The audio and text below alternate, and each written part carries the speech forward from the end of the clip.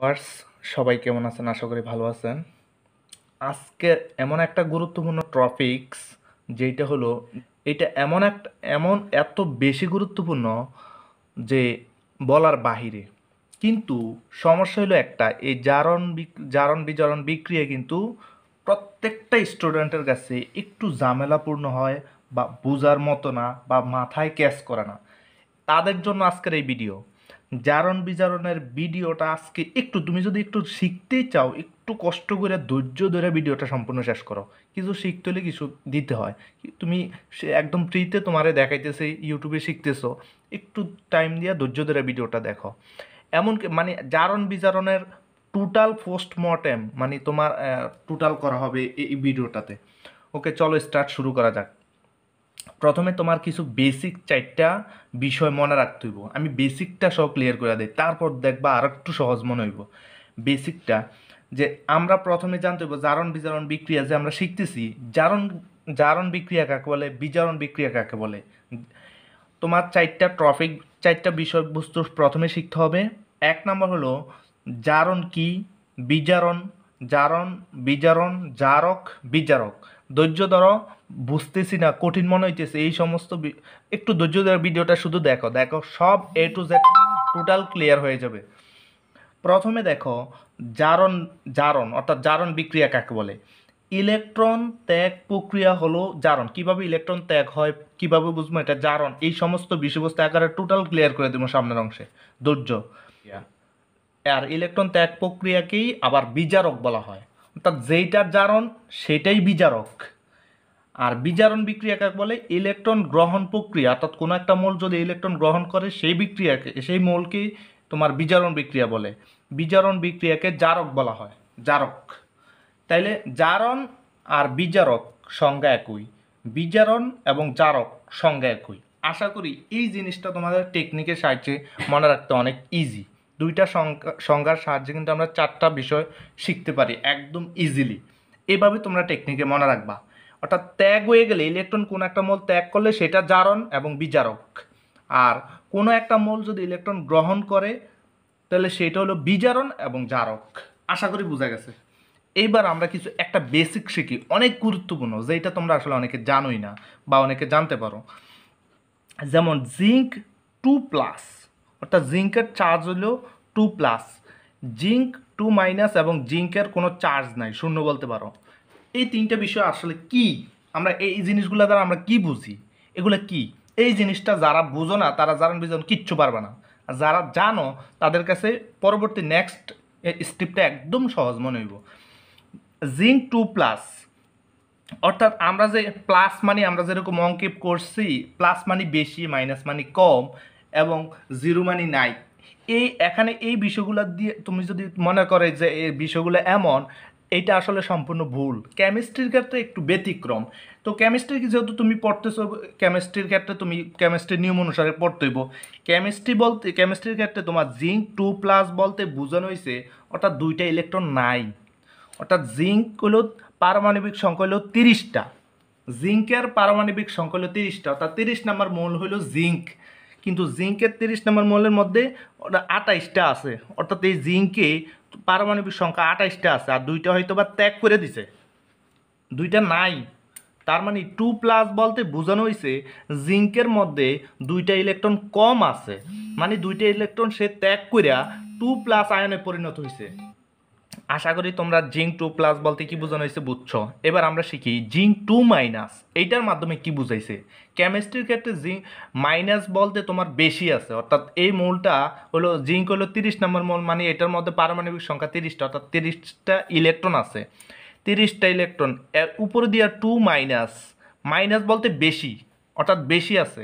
তার মানে 2- বলতে 2টা বেশি আছে। তার মানে জিঙ্ক যদি 30টা ইলেকট্রন, জিঙ্কের মধ্যে 30টা ইলেকট্রন আছে অলরেডি, আর 2- উপরে, তার মানে সে আরও 2টা ইলেকট্রন গ্রহণ করছে, অর্থাৎ 2টা ইলেকট্রন তার বেশি আছে। তার মানে ইলেকট্রন সংখ্যা কয়টা আছে, অবশ্যই 32টা। এবং জিঙ্কের উপর 4 শূন্য, মানে জিঙ্ক অর্থাৎ 4 শূন্য মানে তার সে কারো থেকে গ্রহণ করেও না, ত্যাগও করে না। তার মানে নর্মাল অবস্থায় জিঙ্ক 30টা ইলেকট্রন এখানে আছে। আশা করি এই বিষয়টা সম্পূর্ণ ক্লিয়ার হয়ে গেছে।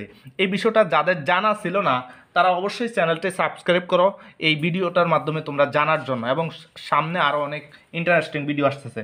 এইবার আমরা গুরুত্বপূর্ণ বিষয়টা শিখব, যেইটা আসলে সবচাইতে গুরুত্বপূর্ণ, জারণ বিজারণ বিক্রিয়া মানি এইটা।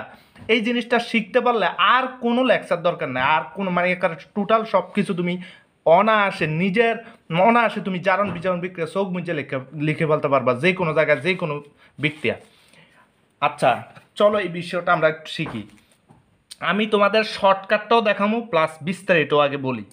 আমরা এখানে একটা বিক্রিয়া জিঙ্ক প্লাস সালফিউরিক অ্যাসিড, এই দুইটা আমরা বিক্রিয়া করে জিঙ্ক সালফেট প্লাস হাইড্রোজেন উৎপন্ন হয়েছে, তাই না? এইবার আমরা কিভাবে বুঝবো যে একটা বিক্রিয়ার মধ্যে একটা বিক্রিয়া, এই বিক্রিয়াটা আসলে জারণ বিজারণ বিক্রিয়া কিনা, মানে এটারে জারণ বিজারণ বিক্রিয়া বলা যায় কিনা, এই বিষয়গুলো কেমনে শিখবো? এই বিষয়গুলো শেখার জন্য তুমি আগে প্রত্যেকটা এই বিক্রিয়ার প্রত্যেকটা মৌলের আলাদা আলাদা জারণ মান বের করতে হইব। জারণ মান কীভাবে বের করতে হইব এবং shortcut theory A to Z next আমার ইউটিউব চ্যানেলে একটা ভিডিও আপলোড করা আছে, জারণ বিজারণের দুর্দান্ত টেকনিক একটা টাইটেল দেওয়া আছে, এবং এই ভিডিওটা দেখলে করে টোটাল A to Z সব ক্লিয়ার হয়ে যাব। এবার দেখো আমরা কিন্তু এই বিক্রিয়ার ক্ষেত্রে জারণ বিজারণ বিক্রিয়া কীভাবে বুঝবো, আমরা কিন্তু প্রত্যেকটার মৌলের আলাদা আলাদা জারণ মান বের করতে হইব। আমি শর্টকাটটা দেখাইতেছি, আগে বিস্তারিত বলি। জিঙ্কের উপর চার্জ শূন্য, অর্থাৎ কোনো চার্জ নাই মানে শূন্য, অর্থাৎ মুক্ত মোল বা একটা মোল যদি খালি অবস্থা থাকে তাহলে তার জারণ মান শূন্য কিন্তু হয়। এবার দেখো এই বিক্রিয়ার ক্ষেত্রে হাইড্রোজেনের জারণ মান কত, তুমি যদি ওই জারণ মান বের করতে পারো তাহলে দেখবা যে +1 আইব। আর সালফেট কিন্তু টোটাল একটা যৌগ, এই যৌগের ক্ষেত্রে এর জারণ মান হলো -2, জিঙ্ক হলো +2, সালফেট হলো -2, হাইড্রোজেন হলো 0।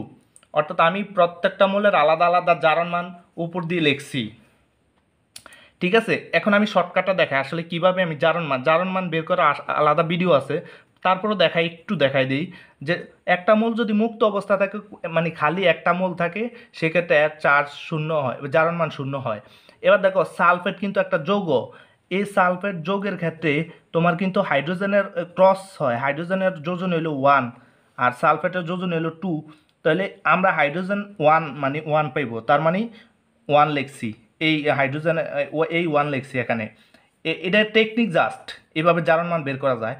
1টা এখানে লিখছি, শুরুতে প্লাস দিছি অর্থাৎ +1, হাইড্রোজেনের জারণ মান +1, আর সালফেট যত 2 এই 2 লিখছি, একটা প্লাসের হইলে বাকিটা মাইনাসের হয়, তার মানে -2, অর্থাৎ সালফেটের জারণ মান হলো -2। এবার দেখো সালফেট এর জারণ যোজনে কিন্তু নর্মালি 2 আর জিঙ্কের যোজনে কিন্তু 2 সমান সমান আছে, তো জিঙ্কের যে যোজনে 2 শুরুটা +2 হয়, সালফেটের যোজনে যেহেতু 2 দ্বিতীয়টা কিন্তু মাইনাসের হয়, এই কারণে মাইনাস দেওয়া, তাহলে -2, তার মানে সালফেটের জারণ মান -2, জিঙ্কের জারণ মান +2, এটা জাস্ট শর্টকাট। এবার দেখো মুক্ত মোল বলছি, খালি অবস্থায় শুধু একটা মোল যদি আলাদা থাকে ওই মোলের জারণ মান শূন্য হয়, যেমনটা শূন্য দেওয়া আছে। এইবার আমরা দেখি যে এখানে দেখো তো জিঙ্কের জারণ মান কত, শূন্য, কিন্তু বিক্রিয়া উৎপাদে দেখো তো জিঙ্কের জারণ মান কত, +2, তার মানে জিঙ্কের ইলেকট্রনের কিন্তু পরিবর্তন হয়েছে, এখানে কিন্তু 0 কিন্তু এখানে +2, 0 থেকে +2, তার মানে জিঙ্কের ইলেকট্রনের পরিবর্তন হয়েছে।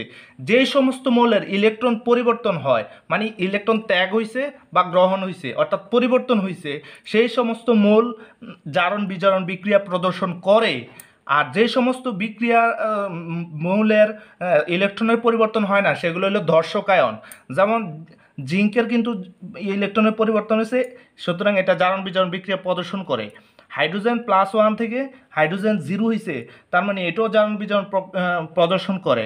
এবার দেখো সালফেটের জারণ মান হলো -2, উৎপাদও দেখো সালফেটের জারণ মান হলো -2, তার মানে কি ইলেকট্রনের কোনো পরিবর্তন হয়েছে?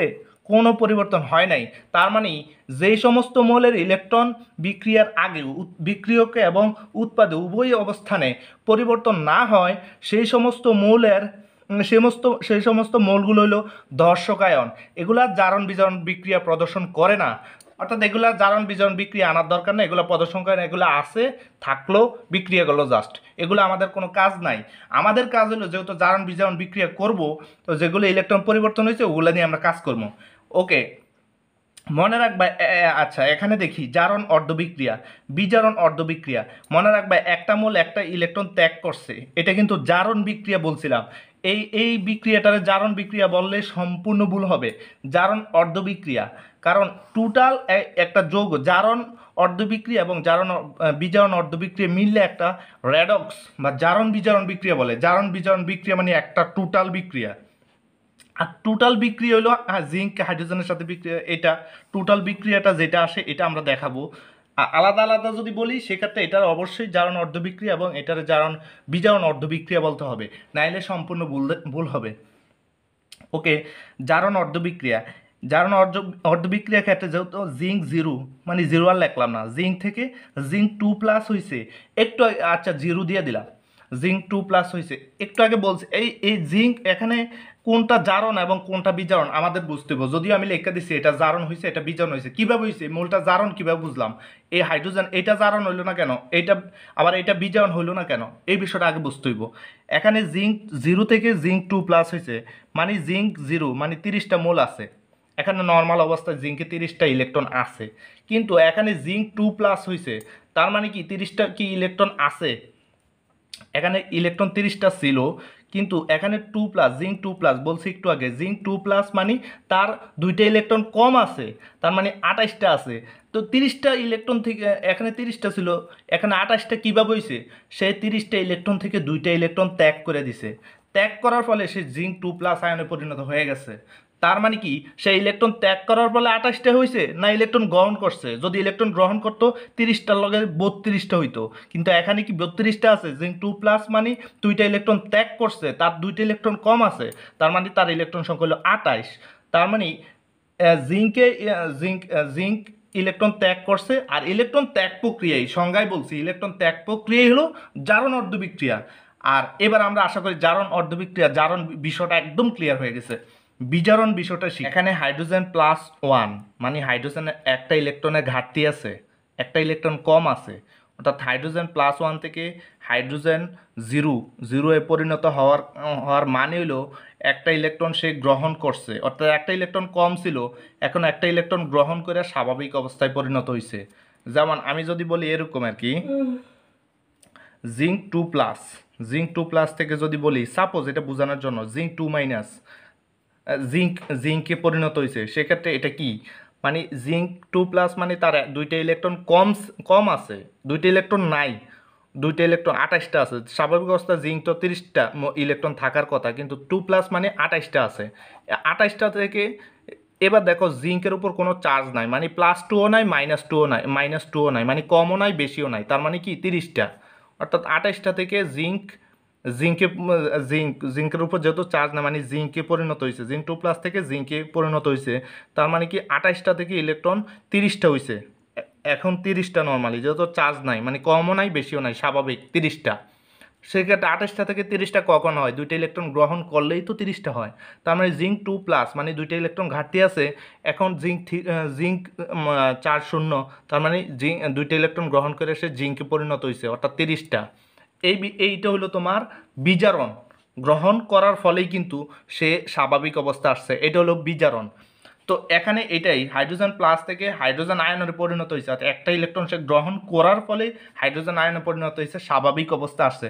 তার মানে এইটা গ্রহণ করছে, আর ইলেকট্রন গ্রহণ করা মানেই বিজারণ অর্ধবিক্রিয়া। আশা করি তোমরা বুঝছো। এইবার এবার আমরা কি রেডক্স অর্থাৎ টোটাল বিক্রিয়াটা বের করব। আমি ইংরেজিতে লিখি রেডক্স। এবার দেখো আমরা উভয় পাশে ইলেকট্রন কাটাকাটি করবো, এখানে ইলেকট্রন কয়টা আছে 2টা, কিন্তু এই বিক্রিয়ার ক্ষেত্রে ইলেকট্রন একটা। তো 2টা ইলেকট্রন 2টা হইলে আমরা উভয় পাশে কাটাকাটি করে ইলেকট্রনগুলো উঠাই দিতে পারবো, কিন্তু এখানে যত 2টা কিন্তু এখানে যত একটা, সেক্ষেত্রে আমরা একটা 2 গুণ করে দিই। এখানে যদি এইটার সাথে 2 গুণ করি সেক্ষেত্রে অবশ্যই এই পুরাটার সাথে 2 গুণ করতে হইব, অর্থাৎ টোটাল এই 2 নং সমীকরণের সাথে গুণ করতে হইব। অঙ্কের ক্ষেত্রে আমরা প্রতিস্থাপন বিক্রিয়া শিখছি না, প্রতিস্থাপন অঙ্কগুলা ওই অঙ্কগুলার মতন অনেকটা অপনয়ন পদ্ধতিতে যেভাবে অঙ্ক করি আর কি। তো সেই ক্ষেত্রে এখানে এখানে আমরা এখানে 2টা ইলেকট্রন হয়েছে, এখানেও 2টা ইলেকট্রন, এই 2টা ইলেকট্রন কাটা যায়, কীভাবে কাটা যায় এই বিষয়গুলো শিখতে হলে তোমরা নেক্সট ভিডিওটা অনেক বড় হয়ে যাবে, এই জন্য আর দেখাইলাম না। তো আর কি আছে এখানে জিঙ্ক প্লাস এখানে আছে হাইড্রোজেন প্লাস 1 না লেখলেও চলে, ঠিক আছে। জিঙ্ক 2 প্লাস হাইড্রোজেন, এইটা হলো জারণ বিজারণ বিক্রিয়া সম্পূর্ণ। আর এটা হলো জারণ অর্ধ বিক্রিয়া, এটা হলো জারণ বিজারণ অর্ধ বিক্রিয়া। আর টোটালটা হলো রেডক্স, যেটা হলো জারণ বিজারণ বিক্রিয়া সম্পূর্ণ বিক্রিয়া। আশা করি এই থিওরির আলোকে যত জারণ বিজারণ বিক্রিয়া আছে সমস্ত বিক্রিয়া তোমরা পারবা। আজকে বিষয়টা সম্পূর্ণ আশা করি তোমাদের কাছে অনেকের কাছে ক্লিয়ার হয়ে গেছে। এবং বড় বড় এইচএসসি অ্যাডমিশন প্লাস 9-10-এর যেই যত বিক্রিয়া আছে জারণ বিজারণ বিক্রিয়া, এই অনুসারে এই বিষয় এইভাবে আমি প্রত্যেকটা বিক্রিয়া 20 থেকে 30টা বিক্রিয়ার একটা পার্ট নিয়ে একটা ভিডিও করবো, যাতে সবগুলা বিক্রিয়ার বিষয় থিওরি কনসেপ্ট সব কিছু তোমরা ইজিলি শিখতে পারো।